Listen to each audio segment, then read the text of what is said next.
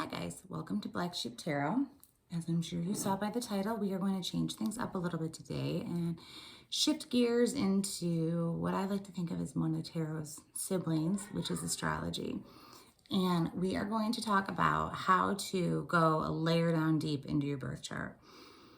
The more you study astrology, the more you learn, the more and more you are going to see how many details and aspects and layers there are of your birth chart. And this is just going to scratch the surface. But what I feel like this is going to do is it's going to give you a better understanding of what it's saying about you. Because most people only know about their sun signs. And while sun signs are relevant, they are only such a small part of making up a big part of your personality and your life and what's important and what you're kind of here for, how you're designed, all the things.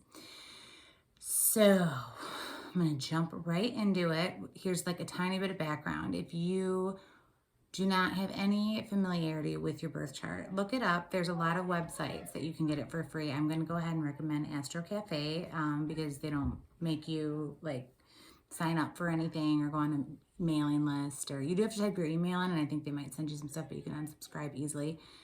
But you don't have to do a login, which to me, anything where you have to do a login is so annoying.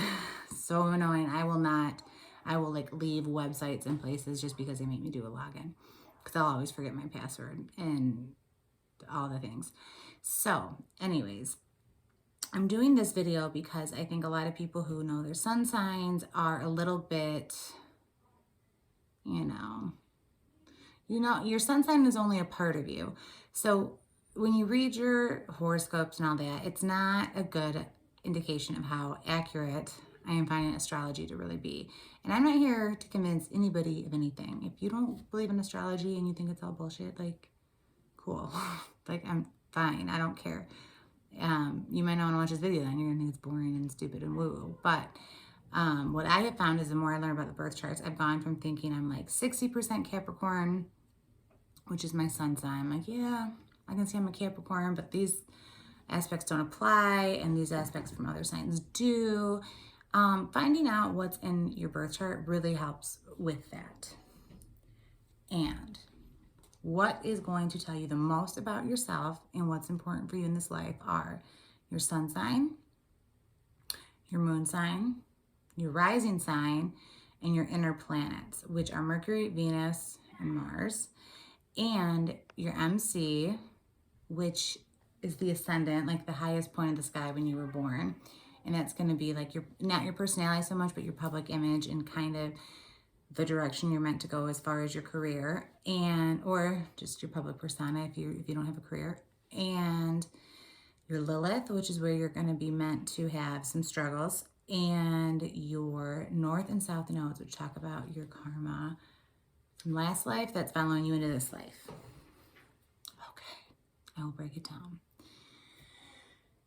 And I'm going to break it down by most relevant to least relevant. So, in my opinion. So, I mean, you can stop the video at any time. I would say your moon, your sun, and your ascendant are most important. So if you watch the video till that point, you're like, all right, that's all I need to know. The rest of it's getting a little mucky.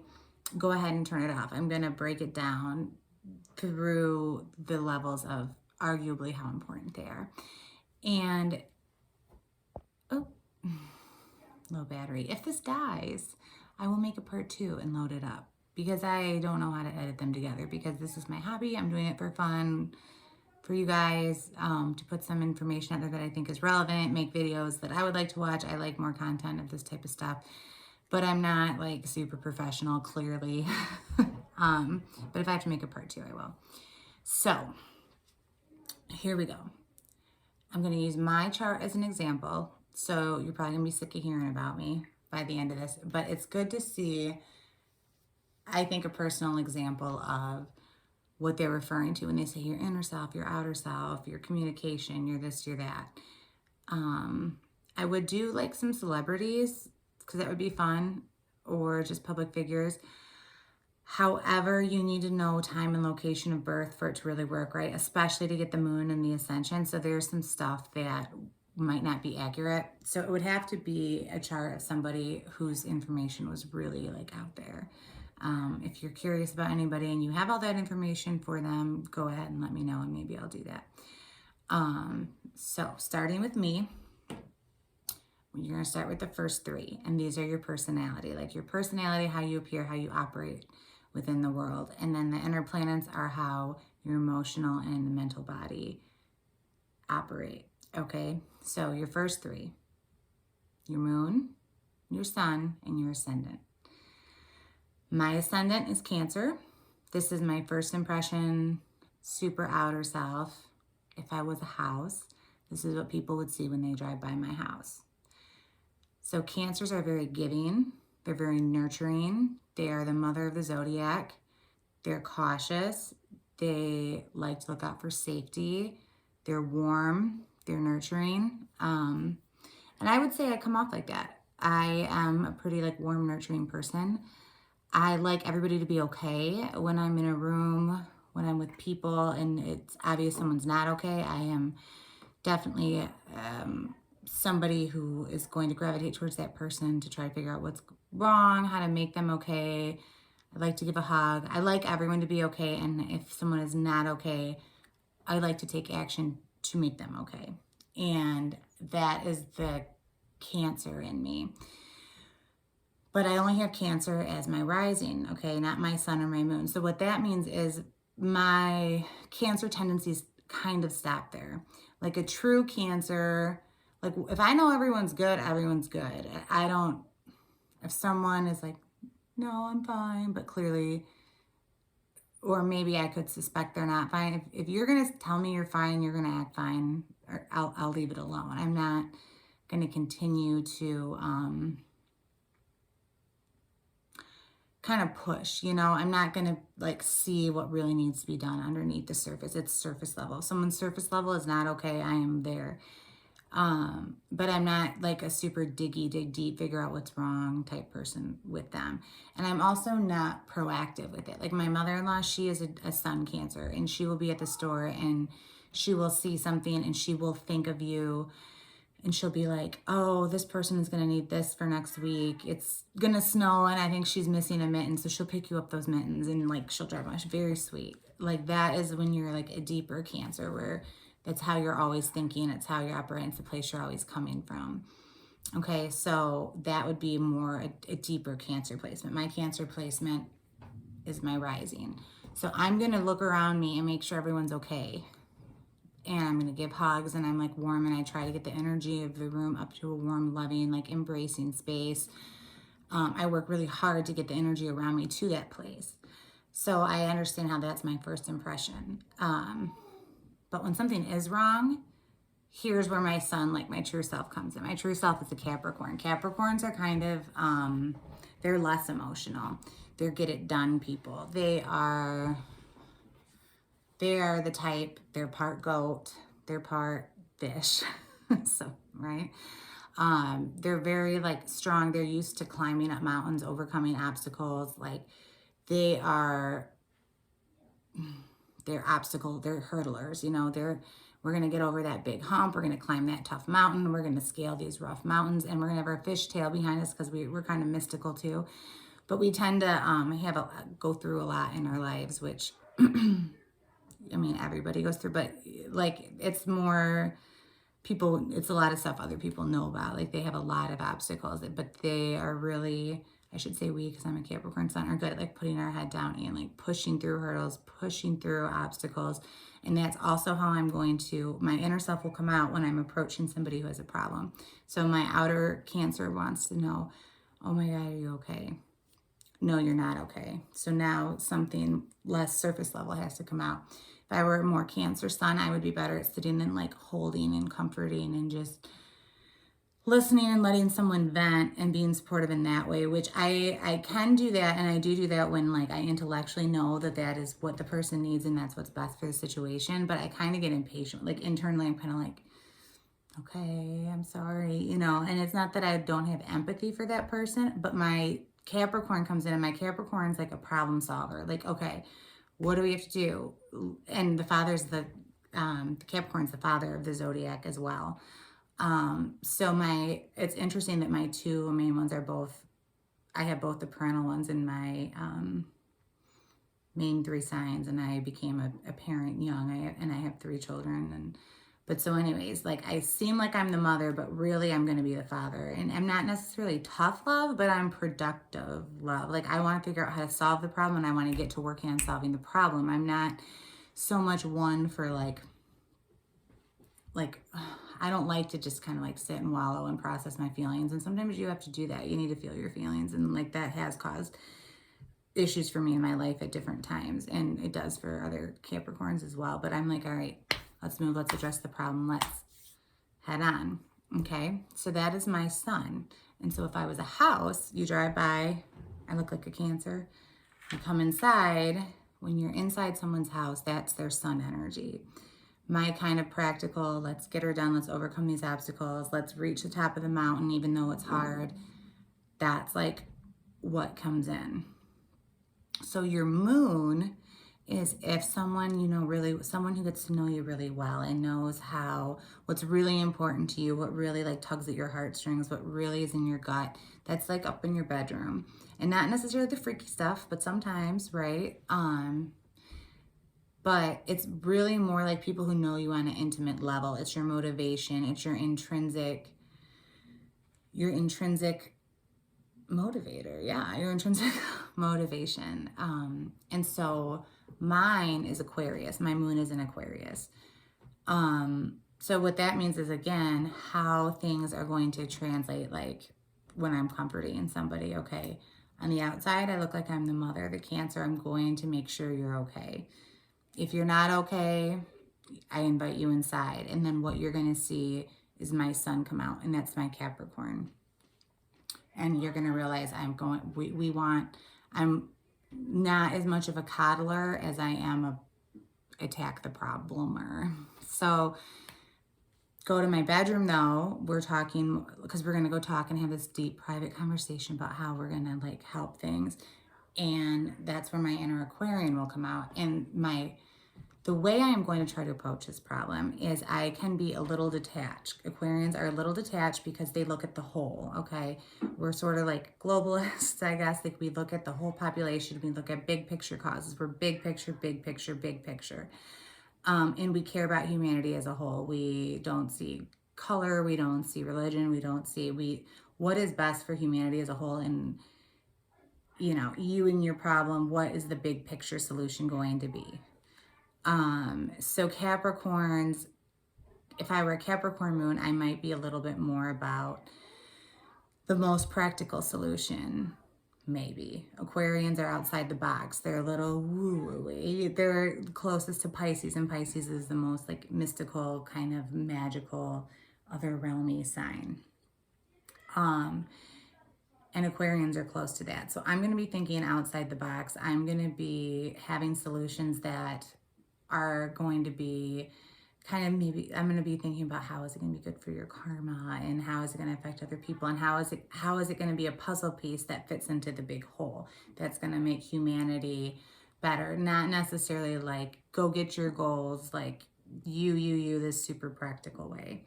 And that is like my heart and what I've always been very invested in charitable causes. I've always thought about, you know, like when I vote personally, I don't vote for who's going to do something that is best for me. I vote for who's going to do something that's best for the whole and things like that. So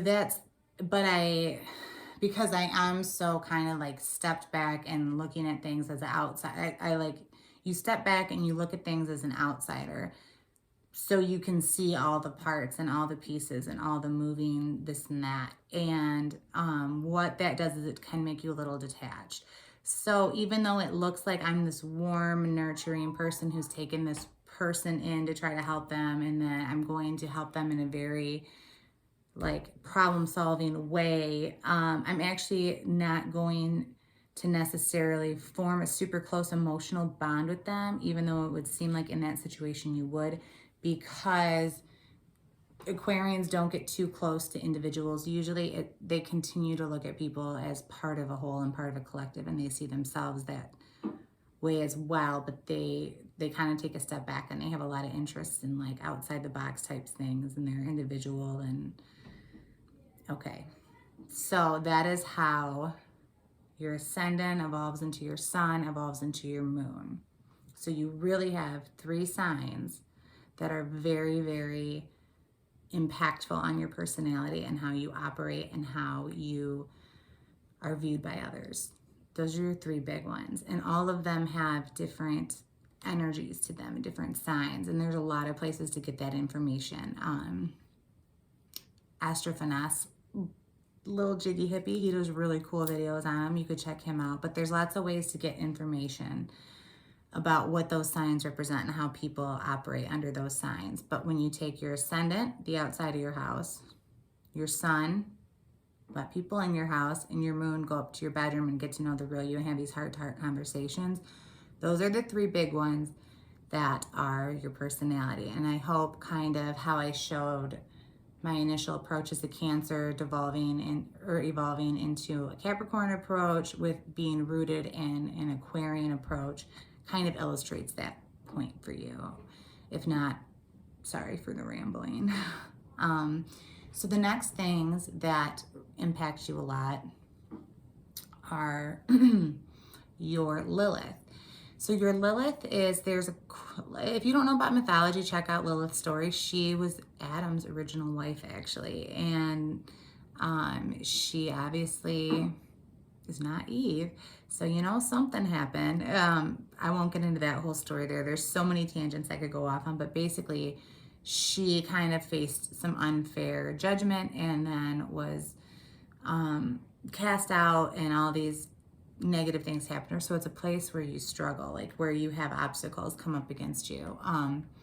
So you might want to look where your Lilith is and what sign that represents. For me, my Lilith is in Sagittarius, which is freedom, travel, higher education, higher learning, fun loving, adventure, all that stuff. And I have had a lot of outside obstacles in that area of my life because when I was a kid, my mother was pretty strict, and my family was pretty conservative. They were pretty like straight and narrow. I don't know if you've caught my name, Black Sheep Tarot, but you know, it's kind of there for a reason, even though for the most part, most people are supportive at this point. But there were a lot of things trying to kind of like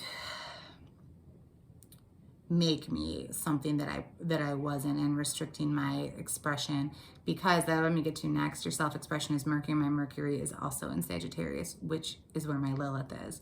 So that was the first set of obstacles. And then the second set was I had a child very young. Not very young, I wasn't a teen mom, but I was 21 when I had my first son.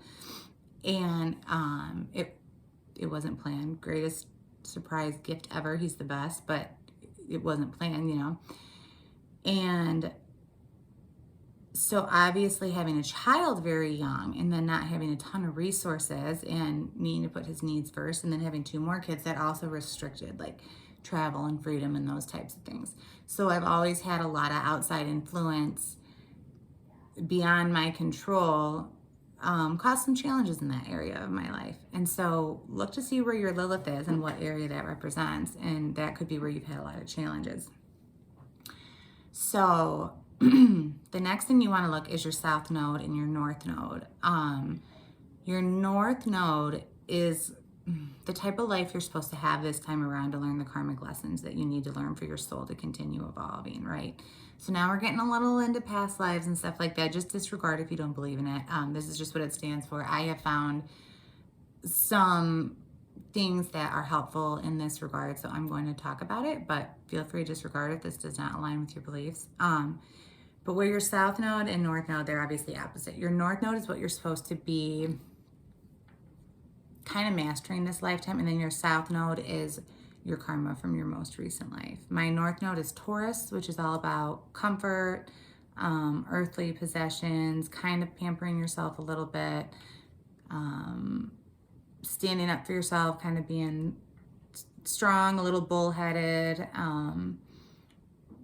looking out for yourself, creating a nice home, acquiring good possessions, like enjoying nice food, things like that, like enjoying things in life, along with, you know, having the strength to continue through things. So opposite of that makes my South Node. witches in Scorpio, which is like kind of the darker side of life, like your tarot, your astrology, your, you know, the sex and the just kind of like the fun, naughty stuff, I guess, right? But not always. Sometimes it's like dark. Like sometimes it's hardships. A lot of times it's having to learn how to be manipulative and utilize other people's assets for survival. Usually it's someone who's gone an unusual route because of a hard upbringing. And anything that's very, you know, like death and rebirth and having to start over, stuff like that, it's all in Scorpio.